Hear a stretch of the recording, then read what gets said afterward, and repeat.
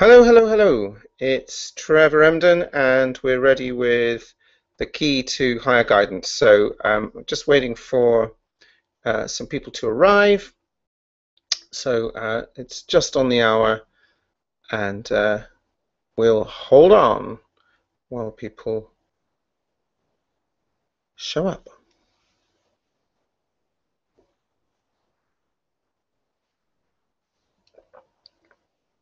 Just check that I've got the right page. That would help, wouldn't it?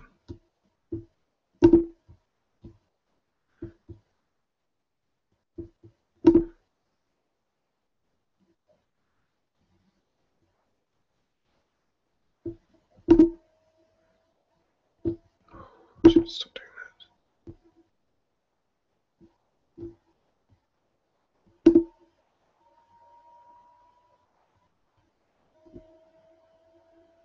Oh, we should be live.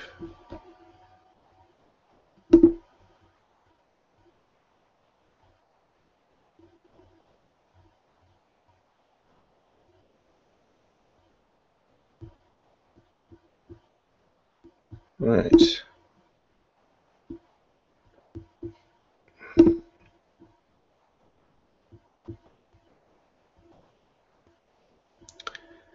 Okay, just waiting to see who arrives.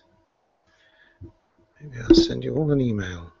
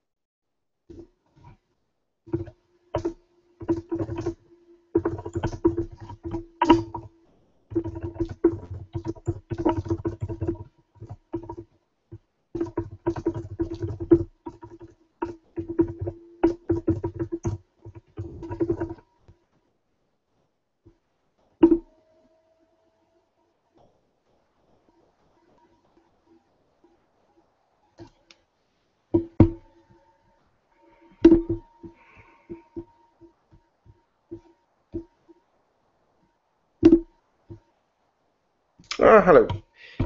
Okay, some people are arriving. So thank you for being here. I was just sending out a little reminder to other people because I know there's quite a lot of people registered for this. So it's Trevor Emden speaking. Hopefully you can hear me. At the moment, there are several of you here I can see, but only one of you has put your name in the chat box. So in the bottom right-hand corner of your screen, you should be able to see a little red flag that says Talk to Us. If you click on that, it will open up a box, and you put your name and your contact detail, I think your email or something in there, and then you can talk to me, and I can reply to you. Otherwise, you won't be able to ask any questions, so or make hopefully constructive comments. So if that's you, please take a moment to register that you are here by doing that. So it's a little red flag, bottom right-hand corner of the screen says Talk to Us, and it doesn't work unless you register that you're actually attending. So that's all it does. It doesn't collect your emails or anything like that. Don't be afraid of it. I've already got your email anyway because you're registered for the event. Okay, so we're a few minutes past the hour, so I'd like to get cracking so that people aren't waiting. More people may join us as we go along. Welcome those who are here. As I say, please put your name and email in the chat box so that we can talk to each other during the presentation. So hopefully you should be able, well, first of all, let me check that you can hear me. So could you please type in the chat box a yes or anything, actually, if you can hear me, because obviously if you can't hear me, you won't even know that I'm asking you to type in the chat box. Silly me. So that would be useful to know. And secondly, you should be able to see on your screen a slide that looks like a blackboard that says the key to higher guidance, follow your heart and be certain of success. So if you can hear me and you can see that on the screen, then we are ready to rock and roll. So I'm hoping for a response. Please don't be shy.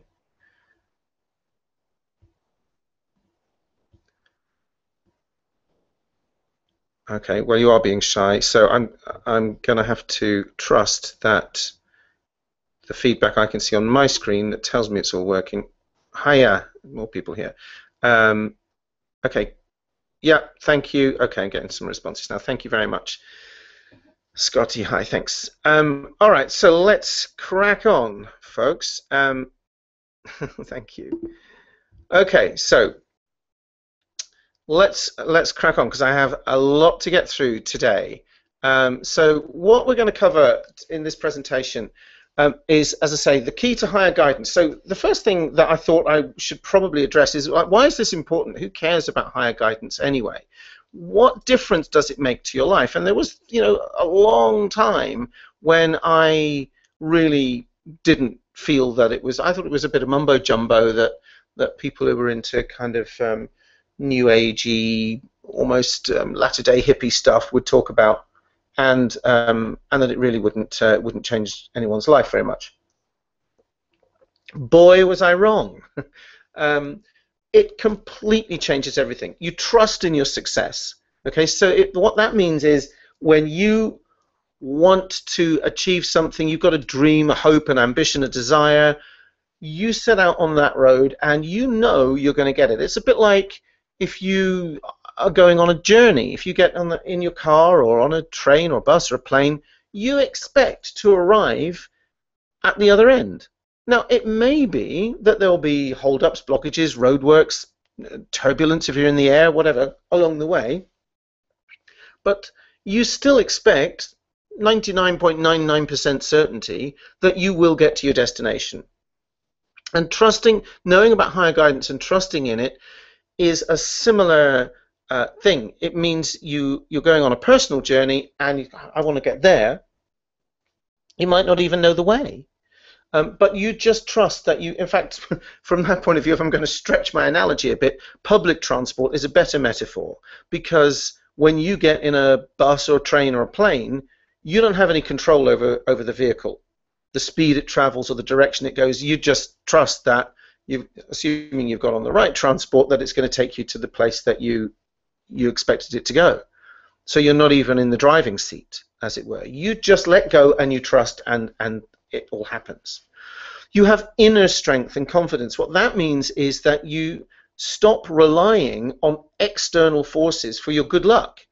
Instead of, if only they won the lottery, they're the lucky ones. If I could have a stroke of luck like that, well, of course I could do X, Y, Z, whatever. Okay? But trusting in higher guidance means that you can do it, and that you will find the resources within yourself. That means you never, ever have to go without. In fact, Neil Donald Walsh, in his wonderful Conversations with God books, actually I think it might be in the first one, which is the one I love the most, actually says at some point, or has God saying, if you don't go within, you go without. And I'm sure you can get the double meaning of that without me having to explain it. It means also that you follow your passions and watch your dreams turn to reality time after time after time. This is living life on your terms. Because what you have is like a super partner. And I know that sounds a bit wacky, or it's a bit off beam. Most people don't talk about this stuff, and I'm aware. I'm slightly nervous putting myself out there. For the longest time, I've kind of been coming to this awareness, these awarenesses myself, and not really sharing them with many people. So here today, really for the first time, I'm going public because this is being recorded. Over time, any number of people could watch and listen to what I'm saying, and it's like, it's okay now. It's okay. I know it's true. I know it's right, and it works. And it's made so much difference to my life. It also means that you face challenges and patience with the calm certainty, with patience and calm certainty that you will win through. So even when those roadblocks come or there's turbulence or whatever, it's like, it's okay. And you don't panic and you don't worry and you definitely don't turn tail and run home. You keep going and you know that you will be okay. It's a very, very different place from which to live and a very different way of living. So, for those of you who don't know me, or even if you do, might need a little bit of reminding. I'm not going to dwell for a long time on my history because that's not what this presentation is about. But you do need to know something about why it's me, why I'm talking to you, who I am. So that's a picture of me. I still look something like that, and I'm Trevor Emden. And these days, I'm a success coach, law of attraction coach. I'm also a trained NLP practitioner. I'll say what that is in a minute. And I'm also trained to teach metaphysics, which includes the law of attraction. Now, NLP, I learned that when I was senior psychiatric nurse back in the late 80s. And NLP stands for Neuro-Linguistic Programming, and I'm not going to explain NLP in this presentation. That's a presentation or many presentations in its own right. Please Google it if you want to know what it is. You'll find millions of references to NLP. For our purposes, what you need to understand and why it's important that I've mentioned NLP and metaphysics in the same slide and in the same breath is because NLP teaches you how to manage your awareness. It teaches you how to manage data that is picked up by your senses. Okay, so the simplest example I know how to give of this so that anyone who's never even heard of NLP gets a sense, gets a flavor of what it can do and why it's important is this. If you walk down the street, and if you've heard this before, my apologies, but if you're walking down the street and you slip on a banana skin and you don't hurt yourself, but you feel silly, you feel embarrassed, as you get up and brush yourself down, you sense that people are kind of sniggering, giggling about it. You say, as you're brushing yourself down, I feel embarrassed, but one day I'll be able to look back on this and laugh. Now, in NLP, I would say to you, why wait? Because the incident is over. You slipped on the banana skin, it's done. You can't change that. But the way you review it, that's review it in your head, makes the difference between whether you feel embarrassed by it or amused by it. You simply change the way you re-look at that little mental movie of yourself slipping on a banana skin. That changes the way you feel. When you change the way you feel, you behave differently. When you behave differently, you make different decisions and come to different conclusions. And when you do that, you shape your entire destiny. It's massively important. So NLP teaches you to make processes that usually we allow ourselves to be, we think that it's nothing to do with us, like any more than circulating your blood has anything to do with you. And actually nothing could be further from the truth. Circulating your blood, certainly you should leave that alone. Let nature get on with it. But actually what you're aware of, what goes through your mind every day, is a very, very different kettle of fish. And we're going to explore that in some depth. Metaphysics. I trained here in the UK with a lady called Jill Edwards, who's sadly no longer with us. And Jill was a psychologist who left her very well paid, very prestigious, and much loved job because she sensed that there was more for her to do. There was more to life than that, even though she was very good at the job and loved it. And she had an idea to write a book, and she had enough money to survive on for 3 months. including her mortgage at the time. And this was around about 1990, I think. And the book was called Living Magically, and it still is called Living Magically, and it's a very good read, incidentally. And I read that book pretty much when it was brand new, and it massively changed my life at the time. And I went on to meet Jill on many occasions, and I was one of a privileged handful of people, I think there were about 40 of us in total, I think she did it twice, so 20 on each group, that she trained to actually teach metaphysics. So yeah, look up Jill Edwards. Go to Amazon, look her up. Jill with a G, G-I-L-L, Edwards. She was an amazing lady, a very lovely lady too, sadly missed.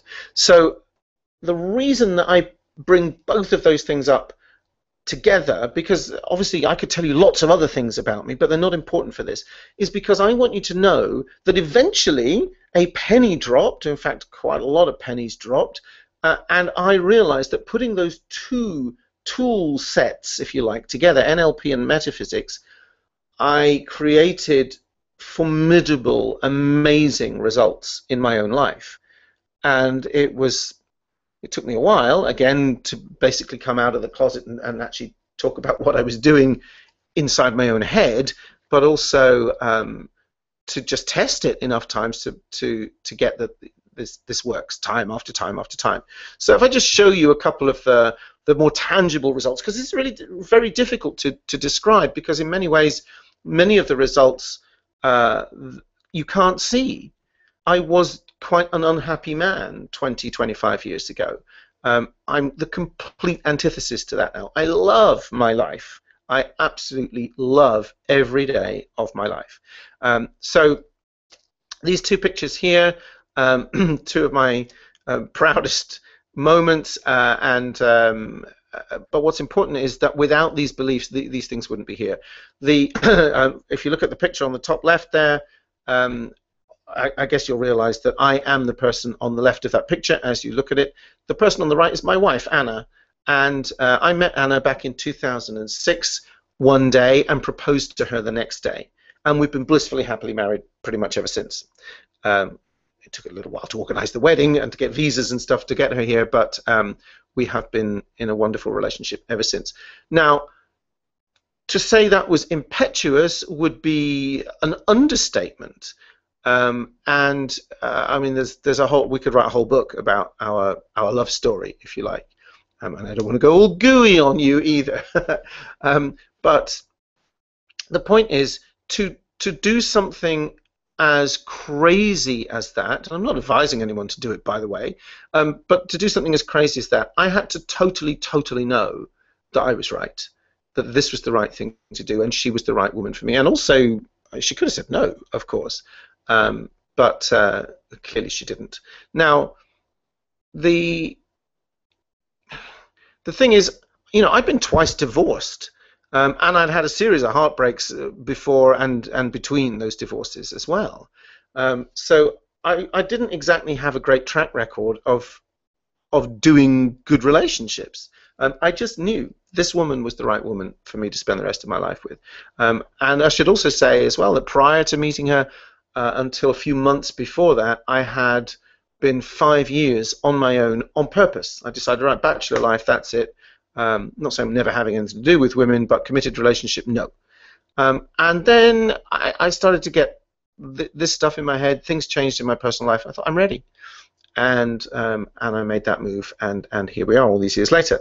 The bottom right there, you can see my C-Class Silver Mercedes, which turned up one day. Anna, as you can see, is Asian, and on this particular Friday it was, she said to me, honey, I've run out of rice. Now, if an Asian lady says that to you, that's a bit like me saying I'm running out of oxygen. It's an emergency. So, right, well, we better get in the car. And that wasn't the car that we had. The car that we had was a car that we liked, but it had passed its sell-by date, and it was falling to pieces big time. It was expensively falling to pieces, and we didn't have the money to replace it. A silver C-Class Mercedes was a car I'd always wanted, and on that day I randomly went into the bank to check my bank balance, only because Anna said she was going into her bank to check hers. I actually knew, well, I thought I knew what was in my account because I'd just been paid. I knew almost to the pound, to the penny, what was there. I don't know why I did it. But if I hadn't done it, that car probably wouldn't be sitting on my driveway. And what happened was I checked my balance and there was thousands of pounds in there that I wasn't expecting, thousands. And I actually went to the cashier and asked if it was a mistake. And it wasn't. The bank wanted to keep the money, of course. Oh, we put that in a high interest account for you. So I said, no, I need a car. And it was from a payment from a fund that I had no idea owed me money. I'd completely forgotten about. And suddenly they dropped all this money into my account that day. And so we had time, because Anna had to go to work, we had time to go to one car showroom. And they don't sell Mercedes as a rule. And there it was on the forecourt. And I said, oh, she said, there's your dream car. And I went, oh. I said, but, and we had our back, you know, we were facing the back of the car, is what I'm trying to say. So I said, well, I'm sure the ticket on the windscreen will be even more money than I have. And we walked around to the front, and the price was slap bang in the middle of what just landed in my bank account. So I drove the car, you know, did a bit of arm twisting, and the salesman twisted my arm back a bit more, and we eventually arrived at a comfortable arm twisting agreement, and I bought it for cash. So now, you know, those are just a couple of, they're pretty major things, but there are a couple of tangible things there's stories I can tell, and I can show the evidence those things really are in my life.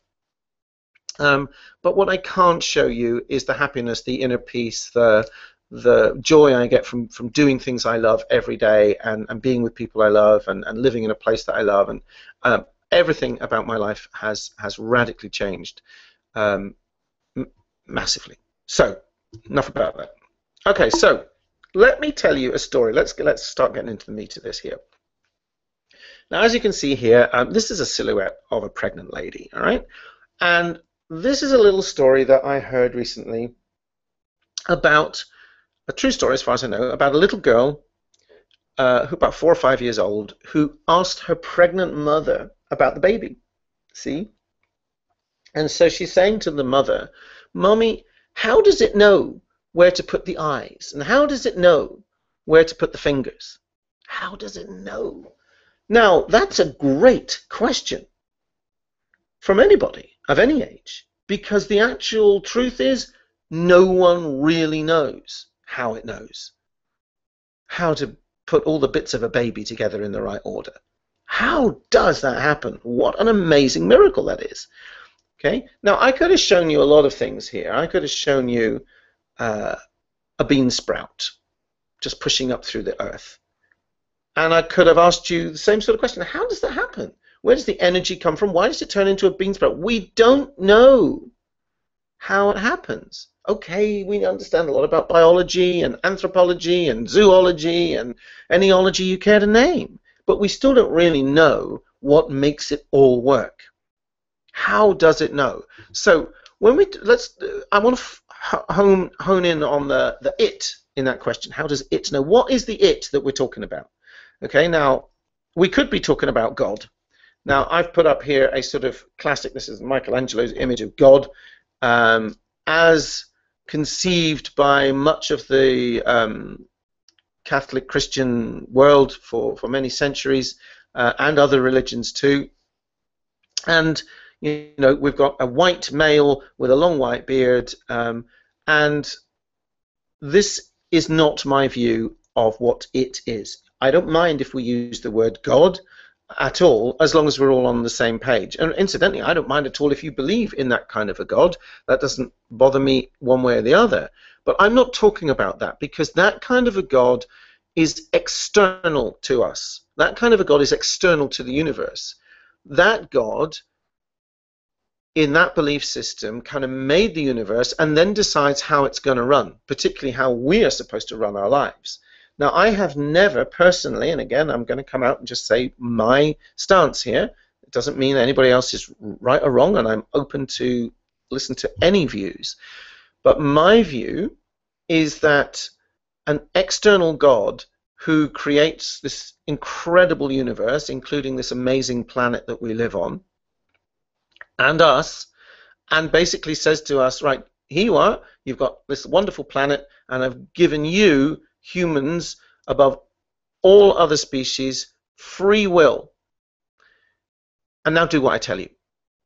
And if you don't do what I tell you, if you break my rules, I'll punish you.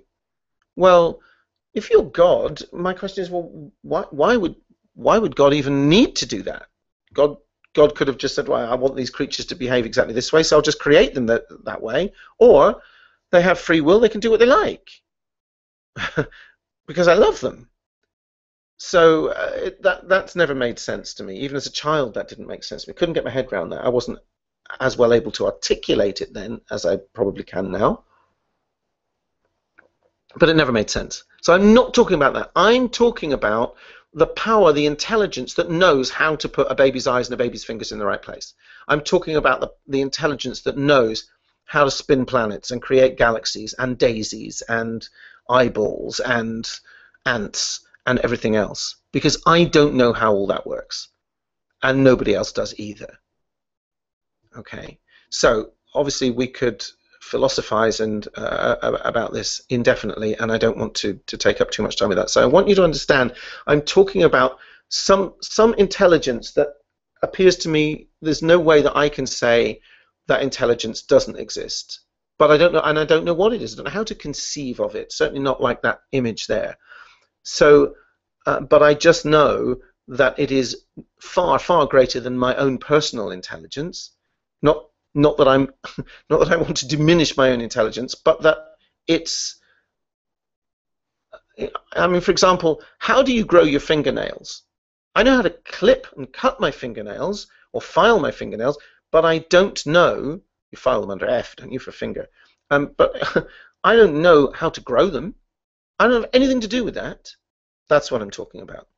Something that just knows how to do this stuff without anything. There's nothing to do with me. But I rely on it. I rely on it, not just for fingernails, for everything, and so do you. So let's go in a bit deeper. So you're born, right? And you have a body. You're born with a body, clearly. Now, first, it needs someone to take care of it, and gradually you learn to use it, and later you learn how to look after it. Okay, so you learn how to walk and talk, and then as you get a bit older, you're taught how to clean your own teeth, and then how to brush your own hair, and then how to take a bath or a shower yourself, and how to feed yourself, of course, and eventually you get to the point where you're free to choose how to treat it yourself. So how often you shower and what you eat, and whether you smoke and drink or whether you choose to eat healthy fruit and vegetables a lot, it becomes a choice that you can make. Now, the choices that you make at that point have consequences. So if you nourish and exercise your body, you increase your chances of staying healthy and of living longer and of having the energy to do what you want every day. And you say to me, no kidding, Sherlock, there's no big news there. I knew all of that. But hold on a minute. Because you trust it, that higher intelligence that I was talking about, to do an awful lot of stuff to your body that you don't have to do anything about. It grows your bones, circulates, and also knows incidentally when to stop growing your bones. Right? We get to a certain height and go, that's it. And you say, oh, well, that's genes, that's genetics. Yes. And where did they come from? How does that work? Right? And when the human genome was mapped a few years ago, and they thought there would be, I can't remember what the numbers are now, but they thought there would be thousands, tens of thousands more genes. They thought they'd find a gene for everything. Then they'd be able to map an entire human being. And they didn't find that many. It was all done within a fraction of the time they expected it to take. Oh, that's it. That's all we're made of? Where does all this intelligence come from? It's not coming from there. What's more as well, if you read the work of Dr. Bruce Lipton, particularly The Biology of Belief, that book, which is a seminal book, you will see that this guy is a serious scientist, is a cell biologist, who actually also sort of came out of the closet and went, wait a minute, the genes are not, the DNA is not the center of everything. DNA gets changed when we change what we think and believe. DNA gets changed by our thoughts, folks. That's big news. Because until recently, until he came along, it's very recently, we were all saying, and many of us still do, oh yeah, well, it's in my genes. Can't change that. That's your blueprint. That's no longer true. We now know that's no longer true. The Biology of Belief, look it up. Dr. Bruce Lipton, amazing book and quite readable. You trust higher intelligence, to heal you when you're sick or injured. If you cut yourself, you can stick a plaster or a band-aid, if you're in America, you call it, on the injury. If it's a serious injury, you might get it stitched up or plastered or whatever, but you know that it will heal. You don't have to do anything about that. You keep it clean, and if it's a fracture or something, you keep it still so that it heals well. You give it a bit of help, but the healing has nothing to do with the band-aid. The healing takes place all by itself. So you can get on with your life, and these things take care of themselves. It knows how to turn food into nourishment. You eat an apple, I have no idea what happens to that apple once it goes into my body. Very, very little. I know it gets digested, but I don't really know what the process of digestion means. Your stomach's involved, your gut's involved, your kidneys are involved, your liver's involved. I don't even know what half those organs do. I know roughly what they do because I used to be in the health service, but I don't really know. I mean, the liver is an incredibly hard-working organ. It does millions of things. Your kidneys are performing millions, literally millions of chemical, very complex chemical interactions every second. I have no idea how that works. So your body turns the food into nourishment. It knows which bits to keep and which bits to turn into waste. I don't know how it knows that. And your body's doing millions more things you don't even know about. Giving birth to new cells, shedding old ones, all the time. I don't know how it knows how to do that. So all you have to do is just look after the kind of surface level of it. Give it a wash, clean your teeth, give it some decent food, get enough sleep, bit of exercise, and you're done. All the hard work is being done for you. Now let's look at another feature that you're born with. Because you're also born with a spirit. You have your own ideas, you find you're passionate about things, you develop ambitions, hopes and dreams for what you want to do with the gift of your life, and they'll be unique, like a fingerprint to every one of us. Some people love engineering. I have a friend who loves big old steam trains and that kind of stuff, and he eulogizes about them. And I can look at them and I capture some of his enthusiasm when I'm in his company. I go, wow, yeah, I can see what you mean. But he knows, and I know, I'm no interested in those things the way he does. And I'm fascinated by this kind of thing, psychology and what makes humans happy and metaphysics, and he doesn't. And we grew up together. We went to school together. We've been lifelong friends. But we do not share these particular passions. Where do they come from? And my own family didn't particularly have the passions that I do. And his family, as far as I know, didn't have any particular interest in Victorian engineering either. So we each come with our own passions and hopes and dreams and ideas. Shouldn't you nurture and nourish that too? Shouldn't you be nurturing and nourishing your spirit in the same way that you do with your body, and let nature take care of the rest? Because here's what most of us do instead of nourishing and nurturing our spirit. We spend a lot of time worrying that we're not good enough. Now, if this is not you, I apologize, because not everybody does this, but vast numbers of us do. So we worry that we're not good enough. We don't measure up in some way. Then we try to be like everybody else so that we're liked, and try to be different at the same time so that we have a unique individual personality. Huh? What is this? Trying to be liked, trying to be different, trying. Manipulating ourselves all into all kinds of bends and twists and turns to try and make ourselves fit in, and yet at the same time express our own individuality. It's madness. We believe that our dreams and hopes mostly are unattainable and probably childish.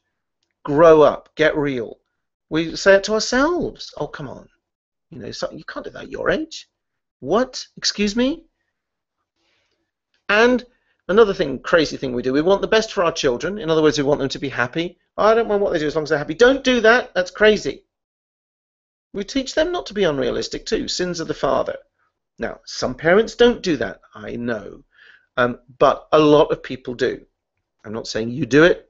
I'm not saying I do it, but a lot of people do, and I know you know people who do all of those things.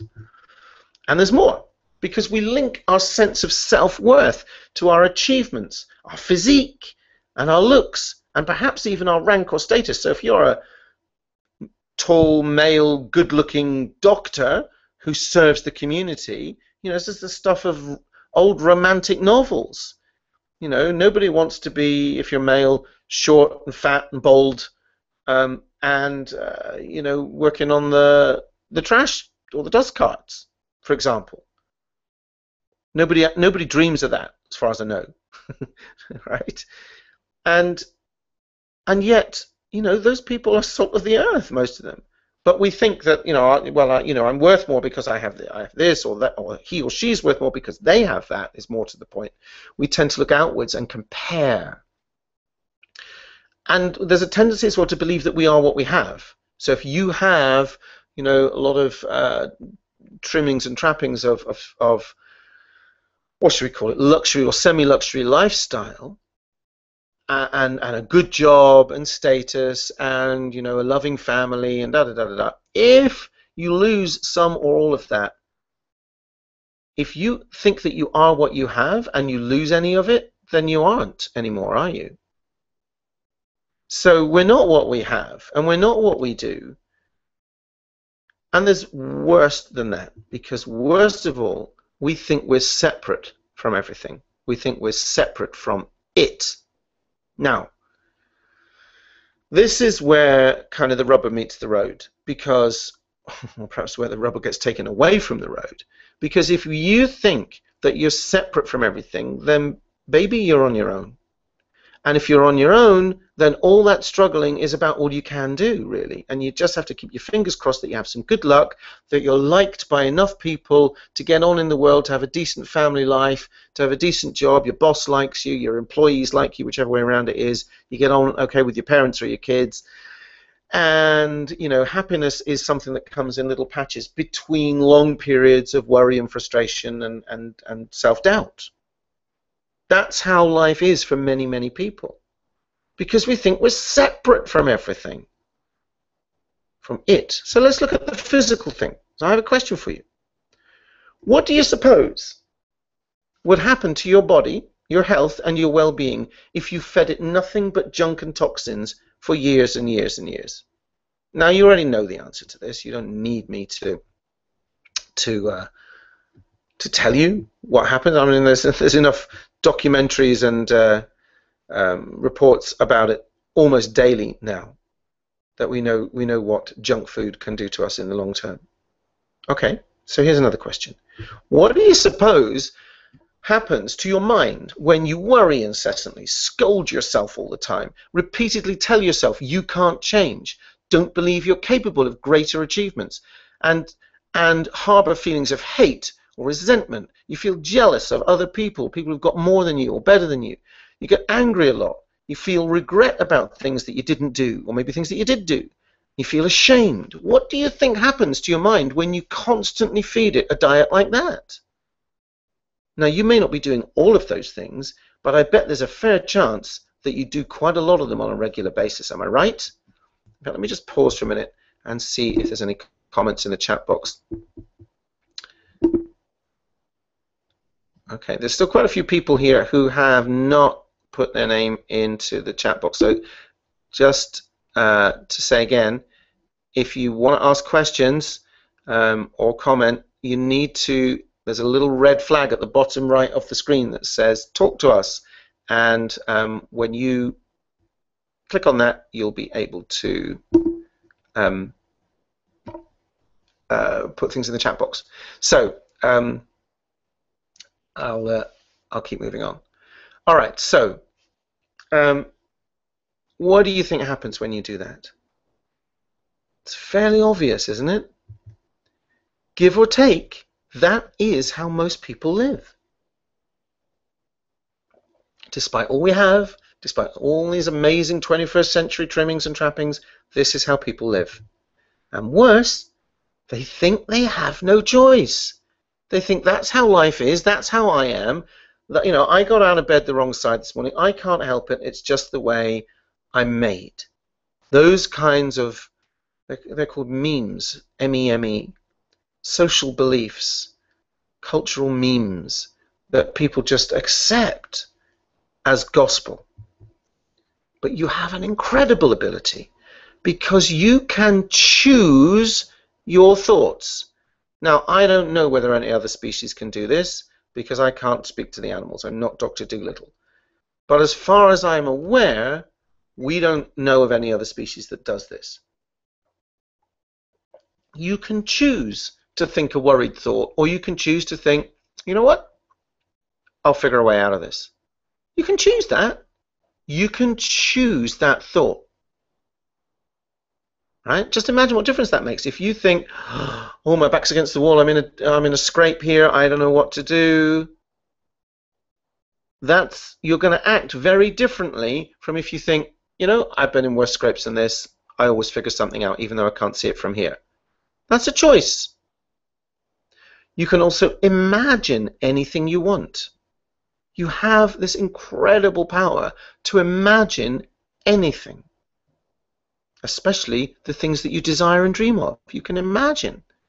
So why would you keep thinking thoughts that make you feel bad, mad, sad, or helpless when you can choose them? Why would you keep imagining things going wrong? Look, listen, let me ask you a question. One of the biggest, the most common questions I hear people ask themselves and each other when they're thinking of taking on some big new risk, like starting a new business maybe, or maybe getting married, or the opposite, maybe leaving a relationship. Some big risk, some big life-changing event. The thing they say to themselves is, the question they ask themselves is, what if it all goes wrong? In some way. I mean, those are sometimes the exact words, but sometimes there's some variations on that, but it boils down to that. What if it all goes wrong? I've never heard anybody ask themselves, what if it all goes right? Because you know what? The chances are that it will. Think about that. The odds are stacked in your favor. The chances are that it will go right because most things are all right most of the time. We watch the news, which I seriously recommend you stop doing. Stop watching or listening to or reading the news. It's dreadful. It's a drip feed of misery. And people say to me, oh, but I need to know what's going on in the world. Why? Are you going to change it? Probably not. You're going to worry about it? Probably yes. What for? You can't do anything about it. 99% of it. And the other things, they tell you about stuff that they tell you it gets onto the news because it's exceptional. So if, heaven forbid, but if there's a plane crash today, that'll get on the news. Why? Because most planes don't crash. So they tell you about the odd one that does because that's exceptional. What they don't do is balance it up. They never say, and 20,000 other airplanes took off and landed perfectly safely today. They don't tell you about the fact that, the vast majority of people in the Western world live to a ripe old age and die peacefully in their sleep. They tell you about the rare elderly person who gets mugged. Now, those things are terrible. I'm not saying we should diminish them. I'm saying get a context, put them in perspective, because most things are all right most of the time. And even at a personal level, like I said before, you plan a journey. Of all the journeys that you plan, you probably go to work every day or something, or to the shops, even the little journeys like that. On pretty much every occasion, if not 100% of occasions, you've left your home or wherever you started from and arrived safely at your destination and got back home safely as well. Every day. Right? Because exceptionally, some people, don't make it. But those are very, very, very rare occasions. So why would you keep imagining things going wrong? Because those thoughts are born of Self-doubt. I probably can't do that. What if I didn't? What if I made a mistake? Well, what if you just viewed that mistake as, what if I got a result that I wasn't expecting and I could figure out a way to correct it? How much more resourceful would that make me? Do you see what I mean? You can choose how you think about anything, and that alone will make a massive difference to your life. So stop doing it, but don't beat yourself up about doing it, because that won't help, because that'll just give you another negative feeling. Right? So I'm going to give you a gentler way to stop. But also, I'm going to take the blame off you, because it's cultural. Those thoughts are cultural. We've been brought up in that kind of an environment, that kind of a society for generations now. And there's no use blaming your parents, because they were brought up by their parents who did it even worse. And their parents probably even more so, going back a few generations. Right? But it's mostly because we feel and believe that we are separate from it, that higher intelligence that would give us the guidance, that higher intelligence that knows how to beat our hearts, circulate our blood, operate our kidneys, heal cuts and wounds and broken bones and diseases, and spin planets and create daisies and all of that stuff.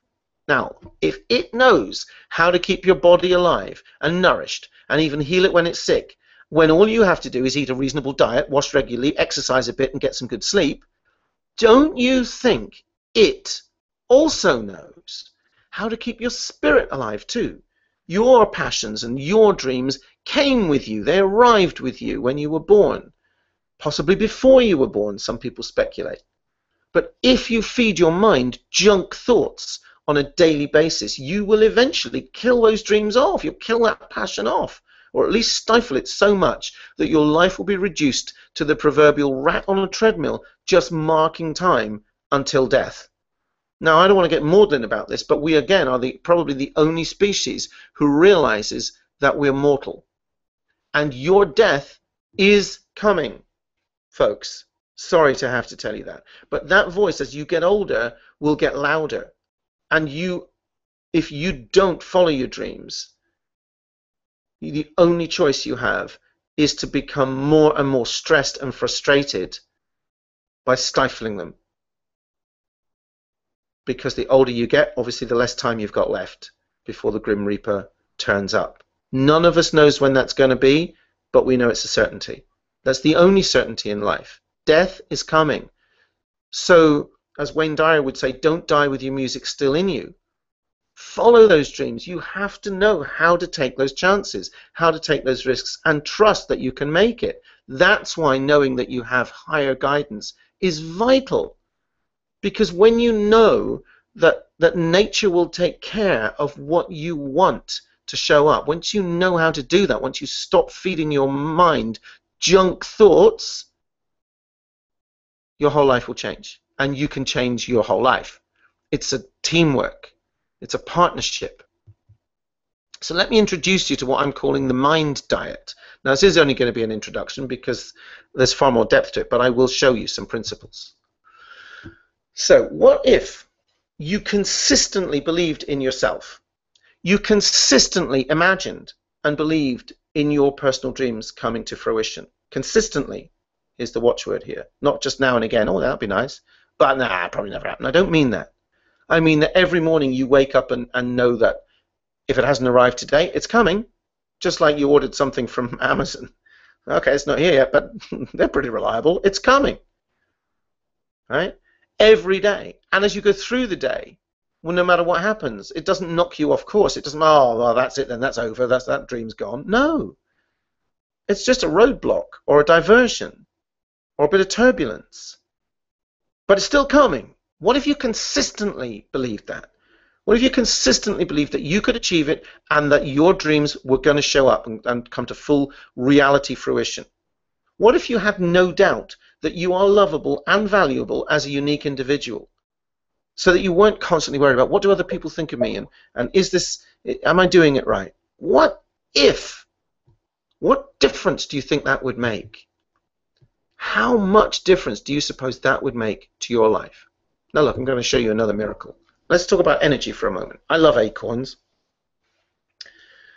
because they're so symbolic, I think.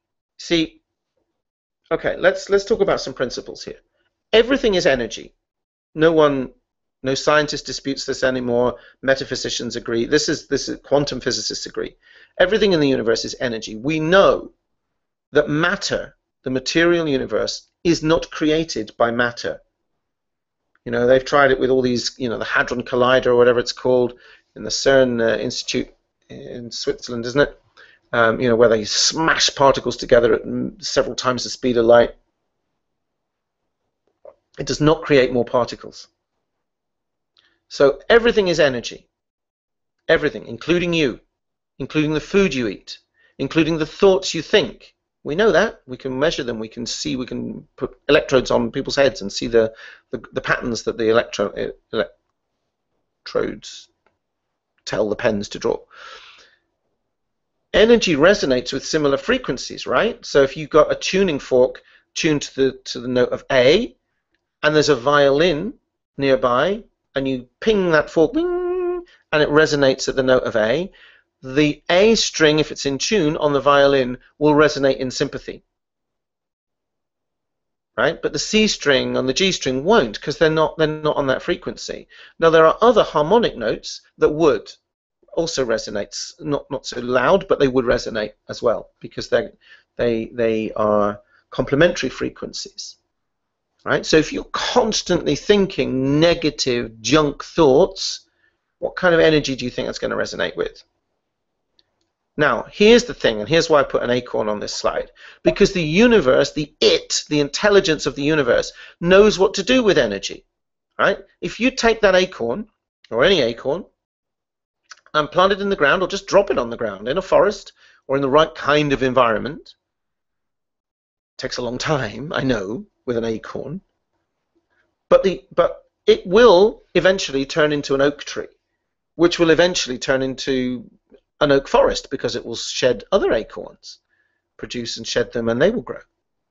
From that little acorn, an entire forest of oak trees could be generated. Now, not only how does it know, but where does the energy come from? How does that little thing, which is no bigger than half my thumb, turn into an oak forest? The universe knows what to do. Now, if, on the other hand, I put a daffodil bulb in the ground, I would not get an oak forest. I would, at some point, assuming the right amount of sunshine and rain, etc., get a daffodil. How does it know? I don't know. And actually, you know what? I don't need to know. I was going to say I don't care, but that's not entirely true. But I only care at a curious level. I would love to understand those kind of things better, but it won't change anything. The fact is that it works. It works consistently. It's worked forever, and it's not going to stop working. So all we have to do, in the same way that you clean your teeth, just start doing that with your spirit as well. And I'm going to show you how. But how does it know what to do with energy? We don't know. Let it do its job. We're just the stupid ones. Not stupid in an unintelligent way, but stupid in a... It just works. Man, it just works. Leave it alone. Let it get on with it. Trust it. Look around you. Everything is working as it should. Why do you think you've got to be any different? You know, Wayne Dyer sometimes talks about, you know, when couples have a baby, they go, oh, it's a miracle. Thank you, God. Thank you. And now you can go now. Well, we'll take over from here. You know, it's like we do this with everything in life. We want to take over instead of seeing that, yeah, we have the ability to think our own thoughts, dream our own dreams. We know what turns us on, what passions we have. We know. But we don't know how to make them turn from acorns into oak trees. We don't know how to make them work for us. But the universe does. So if you just keep focused on what you want and where you're going, can you imagine if the acorn was in the ground and it kind of I don't know, dug itself up somehow. Oh, I don't know, do I want to be an oak tree? Maybe I should be a daffodil. Maybe I'm not smart enough to be an oak tree. Oh, I don't know. Look at me, I'm only so little. Oh, no, I don't know, daffodil. No, it has a different kind of life. Maybe I should be a daisy. Oh, maybe I'll get eaten by a bird. And on and on and on. The acorn would not thrive, would it? It would perish probably before very long. So presumably, as I said, you wouldn't start your day without washing yourself in some way and cleaning your teeth, right? I'm assuming you have some level of hygiene roughly equivalent to at least that. Okay? If you're a man, you might shave. If you're a lady, do makeup and one as well, extra ablutions. So that's how you start your day, looking after and preening your body, right? So why would you start every day filling your mind with toxic thoughts when you don't have to? Duh! It's because you believe you're separate from it. But how could you be? Let's again look at the physical to make that analogy. Could you be separate physically from the air? That you couldn't exist without the air, right? Even though the air appears to be outside of you and nothing to do with you, you are here courtesy of the air. Or water. I've left food out of this equation, but that counts too. What about gravity? If there was no gravity, could you exist? Sunlight. Physically, you could not exist without any of those things, and quite a few others as well. So how can you be separate from, let's talk about the spirit now, from love, from infinite possibilities, from community, from unlimited potential? Look, if you're really separate from everything, just imagine that you're born completely in a vacuum in a white room that's evenly lit so there aren't even any shadows. And it's got a white ceiling and white walls and a white floor, and you're all white as well. All you have is awareness that you're there. In nothing, just whiteness. It doesn't make sense. It doesn't make sense. You belong in a community, you belong on a planet, you belong to the environment, and it belongs to you. You're all a symbiotic process. So here's the first step on what I'm calling the mind diet. Okay? Become self-aware. So that's all I mean by that is just notice when you start feeding your mind toxic thoughts. Just notice.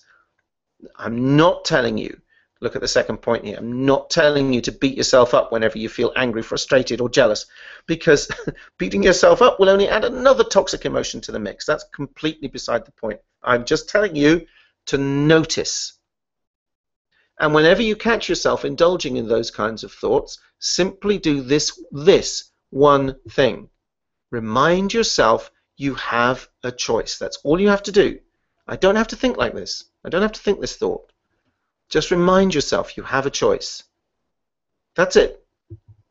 Become aware also of what you tack on to I am. Now, oh my goodness. This is something else. This is kind of tip 2 on the mind diet, okay? Just start to get conscious, become self-aware again when you use the words I am. Now, you probably would put your name on the end of it. You know, someone says, hi, who are you? Say, I am Trevor, or whoever you are, okay? But there are also many, many other times when you'll use I am. I am depressed. I am no good at this. I am hopeless at blah, blah, blah. I am not happy. I am incompetent. I am, right? And we think that we're fixed, okay? What if you said, I'm capable of achieving anything I put my mind to. I'm capable of turning anything around. I am infinitely resourceful. What if you said things like that to yourself? Is there any limit on the number of thoughts you could have? No. Is there any limit on the number of ideas you could potentially come up with? No. You may choose not to. You may choose to believe that, oh no, I'm completely out of ideas. You're never out of ideas. You just think that they're limited by, oh, well, there's only that. You know, I was, the job that I left last year, one of my colleagues, was a nice chap, and he'd sort of semi-retired. He'd got his pension, but he decided that he could do with a bit of extra money, so he was staying on. And I wasn't renewing my contract, and it was just coming up for the end of the year. And we realized on one particular shift that this would be the last time our paths would actually cross.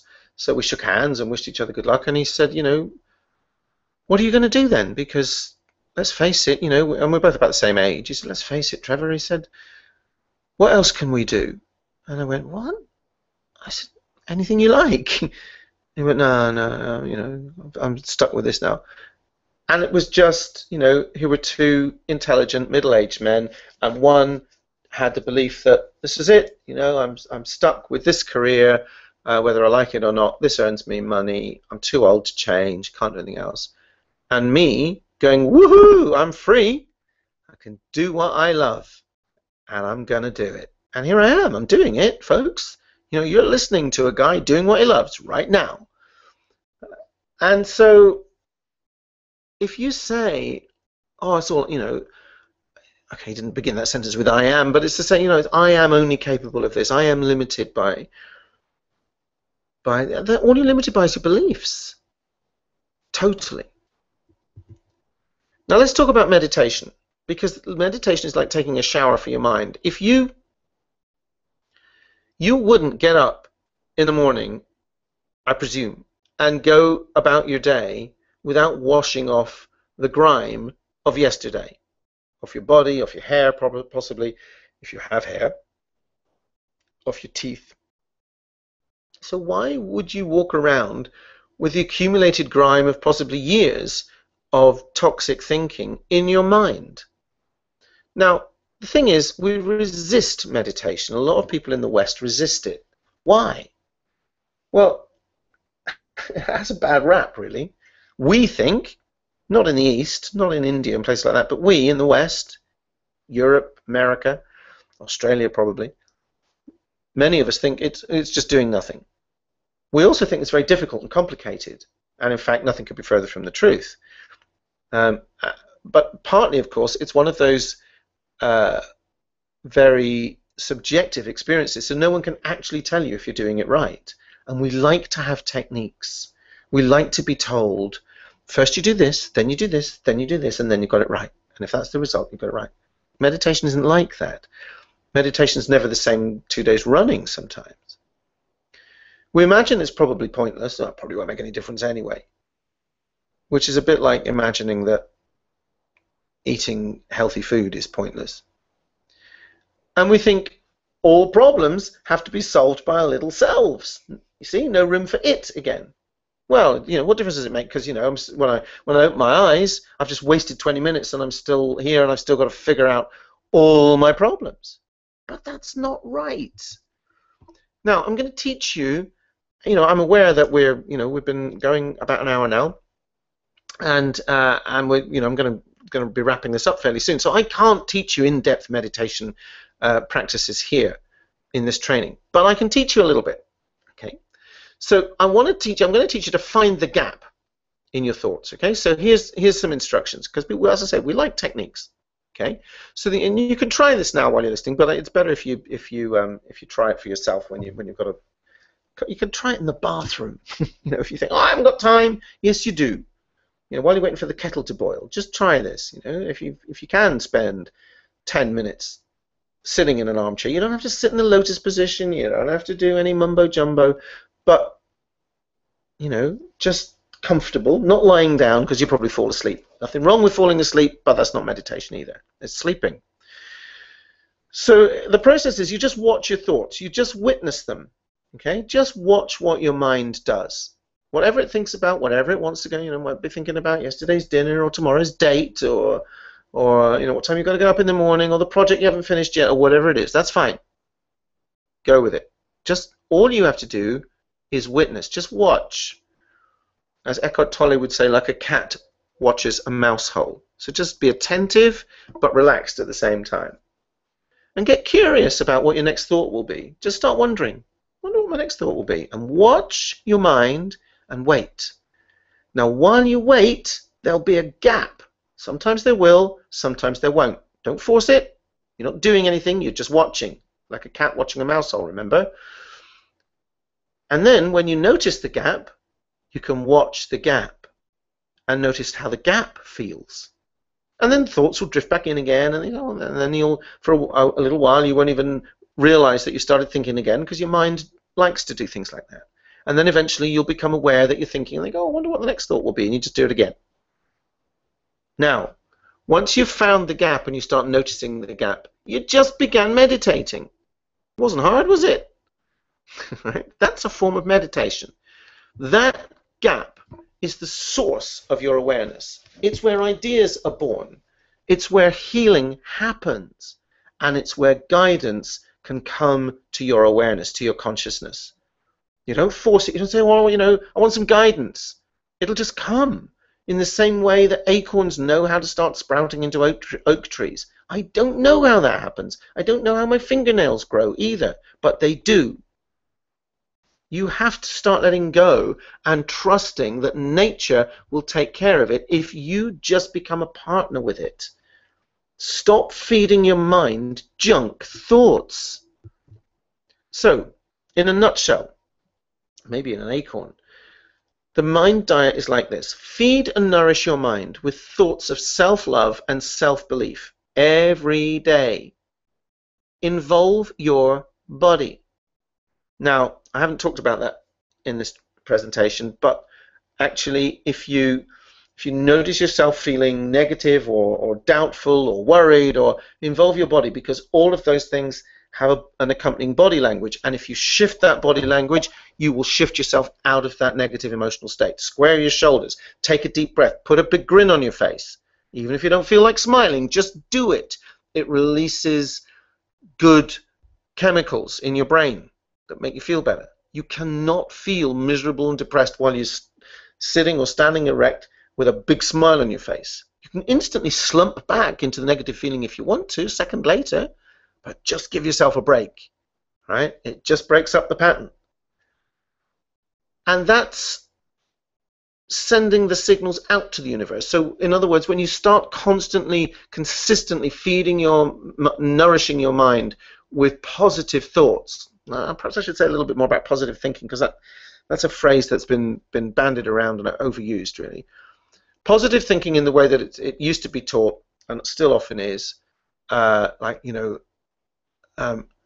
I'm wealthy, I'm a millionaire, when actually you don't know how you're going to afford tomorrow's dinner, is delusional. I'm not telling you to do that, right? But I can turn anything around.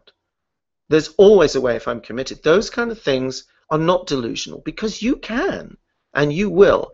And when you know what the outcome is, the end of the journey, just like you wouldn't get in the car and start driving without knowing where you were going, so you know what the end of the journey is, and you just plant that seed of intention, and then you just can carry on as if you'd ordered the thing from Amazon, because you know it's going to come. Even if it doesn't come today, it's coming. So that's how you send the signals out to the universe. And the meditation, when you add that into the mix, that lets the guidance signals in. That's like switching on the GPS, the sat-nav, whatever you call it, in your car. Turn left here, turn right there, go around the roundabout. All right? So you have a two-way communication channel now with higher guidance, and it changes your life. Now, what I've just shown you, I hope you'll agree, is powerful and effective. Let me just check the chat box and see if there's any questions. Here we go.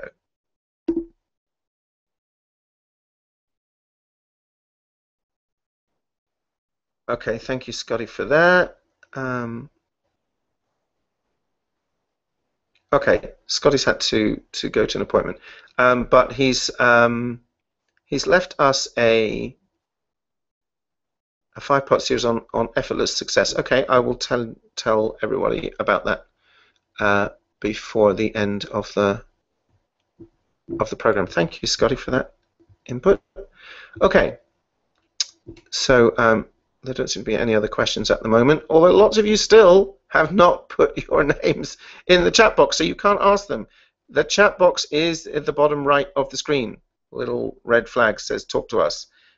If you click on it, you'll see two boxes. that tell you to enter your name and details, and if you don't do that, you can't put things in the chat box, folks. Okay, so I hope you agree that what I've just shown you is very powerful, and I assure you it's effective.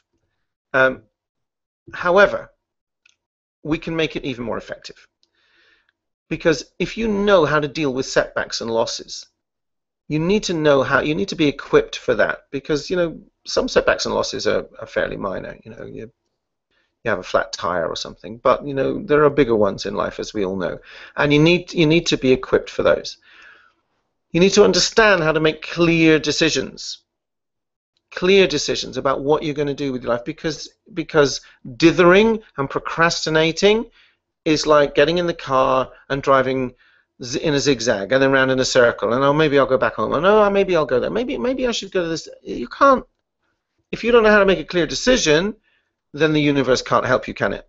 Right? When you know exactly how to plant seeds of desire, it becomes much more effective. How do you tell the universe, that's my acorn, and that's what I want it to grow into?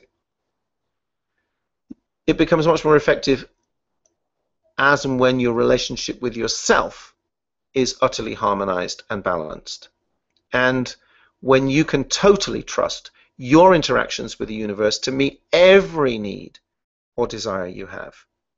It will not let you down, because nature doesn't. It's consistent, and it's been like it forever, and it's gonna be like it forever.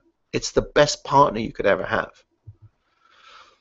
I can show you the immense manifesting power you get when you add into the mind diet and the mix that I've shown you today music. Now, not just the tranquil sort of music that you would perhaps traditionally associate with meditative states, though I do use that as well, but also powerful tunes. You might be surprised to know that part of my meditation these days involves the theme from Superman. All right? You don't have to use that one. It's not prescriptive. That's just one I like. Okay? When you introduce movement and incantations and something called power anchors, which comes from NLP but is taken to another level, and of course silence. When you add all those together, and obviously you can't do all those things at once at the same time, but those are ingredients in my daily mind diet now, all of them, every day, just like taking a shower, cleaning my teeth, brushing my hair. All those things get done every day, so I do these things to my mind as well. I want to exercise my body every day as well, by the way. Okay?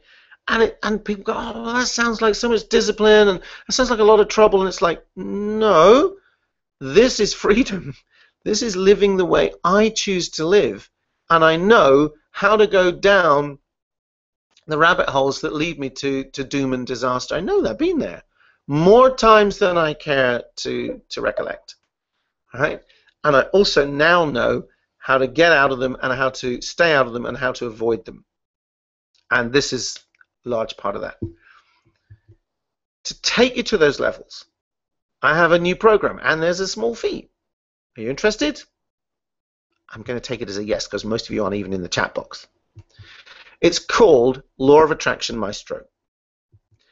Now, as I've shown you, I hope you've really got, when you master your mind, you control your destiny. See, nobody taught us this stuff in school. Gosh, that's one of my soapboxes. I really think we should be teaching kids to manage their minds. Right? We put kids through sports and gym lessons and so on to keep their bodies reasonably healthy. At least that's the idea. But nobody teaches you how to manage your mind. Nobody teaches you that you don't have to worry about stuff, and you don't have to be anxious about exams, and you don't have to be scared that you're not good enough to ask out the hot girl or guy that you want to ask out for your first date. There's ways of dealing with all this stuff. So I could go on about we should be teaching kids this stuff for a long time, but I won't. But when you master your mind, the impossible becomes possible in your life, and then some.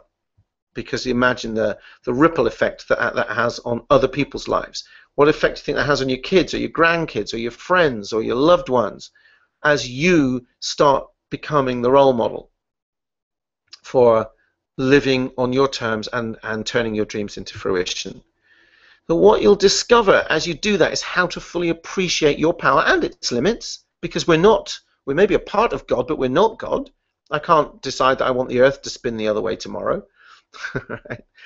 How to be the one who stays calm when chaos reigns, and how to keep the ego happy and allow your inner free spirit to experience the joy you're always meant to live with. Now look, a lot of people talk about the ego as if it was some kind of enemy to be banished. And that's like saying, I think I should banish my right arm. That's ridiculous. It's part of you. It comes with being human. But there are ways to harmonize with it rather than let it dominate your life. All this business of I am what I have and I am what I do. That's not who you are. You're a spirit having a human adventure. You'll also discover how to find your true purpose in life and live it fully. You'll discover who you really are and why pursuing happiness is a waste of time. It pursues you, right? You can't pursue happiness because you're not happy while you're pursuing it, so how could you ever catch it? And even more about the true benefits of meditation. Okay? Now, I'm not trying to turn you into some hippie or mumbo jumbo. I lead, to all intents and purposes, a perfectly normal life, but I lead it on my terms. I can't sit in the lotus position. There's no way in a million years that my legs will go into that position. I've tried a few times. It's completely unnecessary in terms of meditation. At least I think so. But all I become aware of is how uncomfortable I am and how much pain my knees are in. I just don't bend that way. I'm not trying to change that kind of stuff in me or you. But I want to open up the doorways, the gateway here, the portal, if you like, for you to have the life you dream of. And you can't do it alone, and the joy is you're not alone. You're not alone. There's more. How to truly love yourself without being arrogant or boastful, and why it's vital that you do. See, if you don't have a good relationship with yourself, how can you possibly expect that you're going to achieve all these things? Who, me? No, I could never do that. If you're starting from that place, you haven't even got off the starting blocks, have you? And of course, I'll teach you far more how to trust your intuition and higher guidance in far more depth than we've been able to do today. How to find, follow, and ultimately fulfill every one of your personal dreams, and how to become a force for good in the world. And what you actually get in Law of Attraction Maestro is 1 or 2 video lessons each month. Sometimes with you'll get the audio too, so you can listen, on your MP3 player in your car, whatever. You'll get powerful manifestation processes, many blended with NLP, which amplifies them and makes them work faster. I'm creating new ones all the time, actually, now. I just can't believe how fast they're coming, but I have some really awesome processes. And you get assignments, of course, so you get some practical things to do so you become a Law of Attraction Maestro in no time. Right? And these are things you can actually do because we love techniques and do this, and then you get that result. And there's also group coaching, which is live with me twice a month. What I think I've missed out from there is that there's a Facebook group as well, which means private Facebook group, which means that you have access not only to each other as the membership grows, so you have a support group, a peer group that actually is on the same wavelength as you, but you have access to me 7 days a week. Well, I sleep sometimes, I go out some days, but you know what I'm saying. So it's a minimum of 6 months of course material. I say a minimum because this is a topic that really does not end. So I know that there will be at least 6 months of course material, so that's at least like 12 videos and 12 coaching sessions, plus a lot of other goodies as well. I've got some really good stuff lined up even as we speak. That's in the can, but needs a little bit of tweaking. That's going into the members area. Other people will have to pay for this stuff. Members of Law of Attraction Maestro will get it free. Now, extraordinary bonus, because I'm offering you today a lifetime membership of Law of Attraction Maestro and ongoing live coaching sessions indefinitely. The videos probably will peter out there. I may do some extra ones as time goes by, as topics arise. But the live coaching I'm happy to keep that going as long as the group wants it and needs it. Okay, because I love doing this stuff anyway. So it's a lifetime membership. Of course, you have lifetime access to the Facebook group as well, and as I said, additional video training as issues arise for life. Oh, here we are. I didn't forget the Facebook group. I just forgot I'd put it on a different slide. So exclusive Facebook group, which is a safe environment for members to meet each other and me. And as I said, it means access to coaching, pretty much on tap.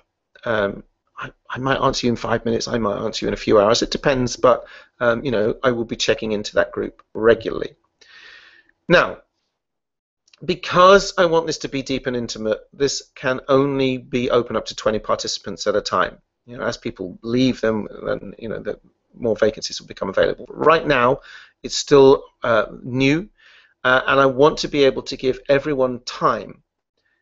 So I've decided that 20 is like I've put the maximum group size. It's kind of an optimum here at any one time. So places are strictly limited. Okay, so you want to know what the cost of joining this is. So let's recap what you're going to get. You get video and assignments every month to amplify your manifesting skills and master the law of attraction at speed. You get 2 live coaching calls with me every month.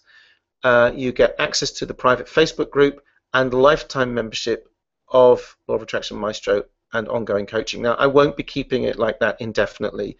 Clearly, something that has lifetime membership and you only have to pay for once is not a good business model. So from that, but I really want to open this up right now. Now, I hope you agree that that you've had some outstanding value today, and all these things will change for the better when you become a member of Law of Attraction Maestro. You'll genuinely like the person you are. That happens pretty quickly. I'll get you to that level fairly quickly. You'll feel fulfilled and satisfied with your life every day. Everything about your life becomes wonderful. You'll know with certainty how to follow your dreams and turn them into reality. You'll become a force for good in the world who makes a significant contribution to the well-being of others in some unique way. Now, this will change your life and the lives of others for not just now, but potentially for generations to come. If you went to college to change your life, to get some skill, it would cost you at least $40,000 and probably a couple of years of your life, if not 3 or 4. And quite possibly you'd never even use the skill. If you went to see a shrink, it could take years, cost thousands of dollars, and possibly still leave you wondering how to manage your life. So finally, at last, is a chance to take charge of your destiny, become the person you know deep down you should be, and live the life you've always dreamed of, and it's in your hands. What is that worth? That's priceless, right? So, Law of Attraction Maestro is only $2,997, but I'm going to make you an introductory offer to get it going. Now, I'm going to tell you about that introductory offer, but first, I'm going to push a little button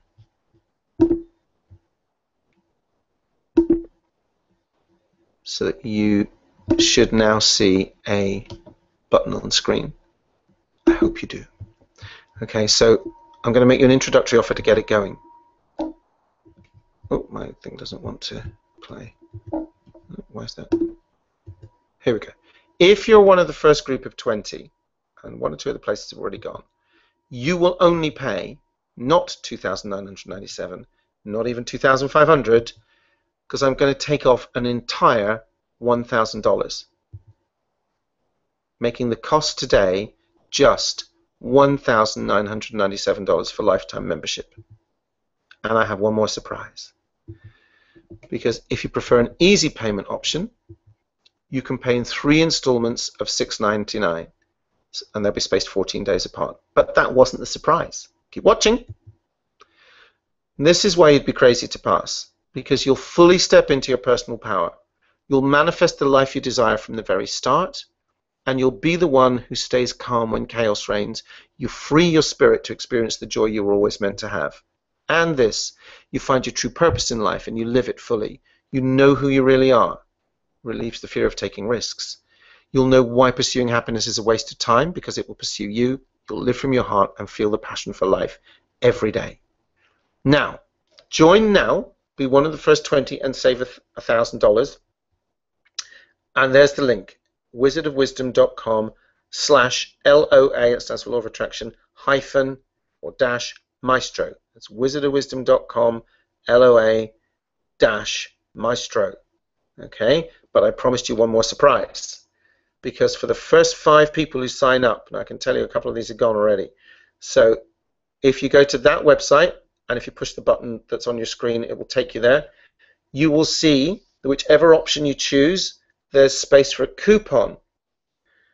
Okay, if you're going for the full payment, you type into that coupon box first 5, FIRST numeral 5. Don't put the quotes in.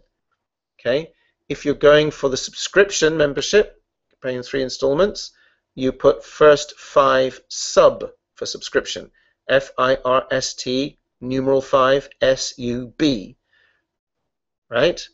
And you will get, if you're quick and one of those first 5 people, $300 further discount. So that'll be $1,697 or 3 payments of $5.99. The coupon codes will only work 5 times. So just to reiterate, go to wizardofwisdom.com/LOA-maestro. or click the button that's on your screen. It will take you to that page. Enter the coupon code first 5 if you're paying the full amount, or enter first 5 sub where you see the box above the button for installment payments, subscription. And you will automatically be given a $300 discount. This will only work 5 times, so you have to be quick. Okay. So I'm going to leave those instructions up on the screen, and I am ready to take your questions. Oops, or comments. That's not where I intended to be. I need to go back to the Hangout itself. Where are we? Here. Okay. So, folks, any questions or comments? Oh, well, I will just tell you what Scotty left us. In fact, I would put it in the chat box, but you guys have not registered there. Okay, right, here's what I'm going to do.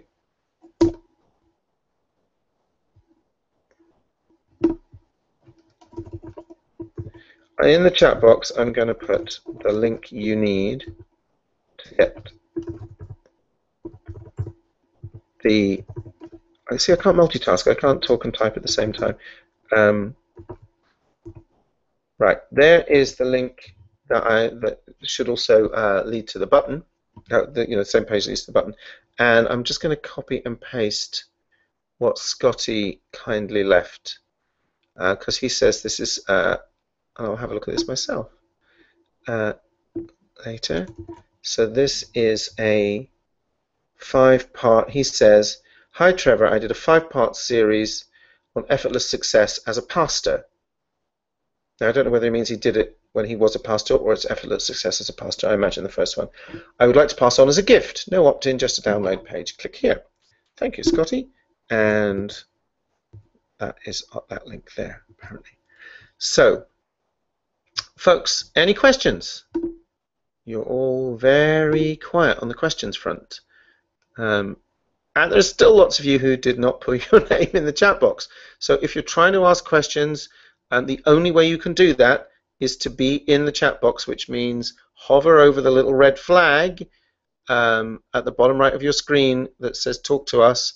It will pop up, and you have to put your name and email in there, and then I know that you're here and I can see your name on my end of the chat box, and then you can type in the little box and you can leave comments or ask questions. But you haven't done that. Some of you have, and some of you haven't. So I'll give it a moment or two just to see if anybody does have anything they want to say or ask. Otherwise, I'm going to start wrapping this up, and it just remains for me then to thank you very much for attending. I hope it's been of value, and that you've got something very, very useful out of this. I love teaching this stuff, so I hope it's making a difference and hitting the spot.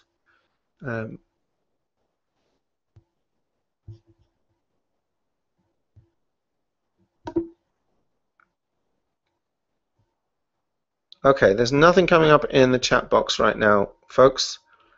So, as I say, I'd welcome you in Law of Attraction Maestro into that inner circle. I would love to take you by the hand and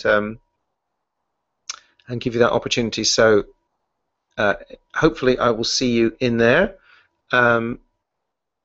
possibly even in the next few minutes. And but if not, I wish you well on your path and your journey, and thank you once again very, very much for attending and your time.